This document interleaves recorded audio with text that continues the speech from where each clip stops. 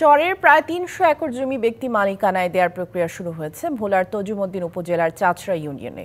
উপজেলা নির্বাহী কর্মকর্তার হস্তক্ষেপে বন্দোবস্ত দেওয়ার কার্যক্রম স্থগিত হলেও এরই মধ্যে ওই খাস জমির ২৪ একর জমির ৪টি দাখিলা কেটে দেওয়া হয়েছে সেখানকার আলোচিত চৌধুরী পরিবারের নামে। কাজটি করেছেন ভূমি অফিসের তহসিলদার আলী আশরাফ, সাথে জড়িত ভূমি অফিসের আরও কিছু অসাধু কর্মকর্তা।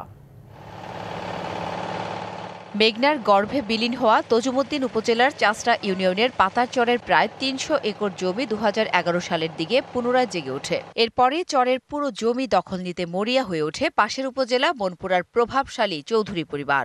সরকারি খাস জমি হওয়ায় মালিকানা না পেয়ে ২০২৫ সালের জানুয়ারির দিকে চরের ৩০০ একর জমি বন্দোবস্ত নেয়ার প্রক্রিয়া শুরু করেন তারা। তৎকালীন উপজেলা নির্বাহী কর্মকর্তার হস্তক্ষেপে বন্দোবস্ত দেওয়ার কার্যক্রম স্থগিত হলেও এরই মধ্যে তাদের আবেদনকৃত ২১টি দাখিলার মধ্যে ৪টি দাখিলা কাটার মধ্য দিয়ে ২৪ একর জমি ওই চৌধুরী পরিবারের কামাল চৌধুরী ও হাসান চৌধুরীর নামে বন্দোবস্ত করে দেওয়া হয়েছে। মোটা অঙ্কের টাকা বিনিময়ে উপজেলা ভূমি অফিসের কিছু কর্মচারী এই কাজ করেছে অভিযোগ স্থানীয়দের। Hire Google TV, endless color, smart living. আমি বহু বছর চেষ্টা করো চরে দাখিলা করতে পারি নাই।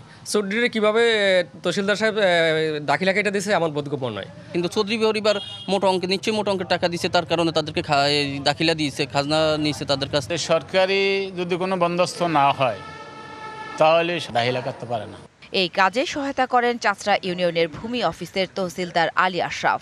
যদিও এর সাথে উপজেলা ভূমি অফিসের যোগ সাজসের বিষয়টি সম্পূর্ণ অস্বীকার করেছেন ভূমি অফিসের দায়িত্বপ্রাপ্ত কর্মচারীরা।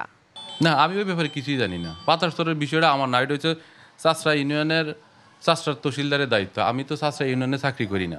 নামজারি আছে, জমা খারিজ আছে, এই কারণে ওইদের দেখে আমি আপলোড দিয়ে দিছি। তারা আবার আমি অনুমোদন দেওয়ার পরে তারা বাইরে থেকে বিকাশে ক্যাশ পরিশোধ করে দাখিলা নিয়ে গেছে। বিষয়টি তদন্ত সাপেক্ষে যথাযথ ব্যবস্থা নেওয়ার কথা জানিয়েছেন উপজেলা নির্বাহী কর্মকর্তা। এটা সম্পূর্ণরূপে আমাদের যারা তহসিলদার থাকেন তারা এটা কন্ট্রোল করেন। তো এটার সাথে সরাসরি ইওনো বা এসিল্যান্ডের কোনো সংশ্লিষ্টতা নাই, আর এই বিষয়টা আমি আসলে নলেজে নাই।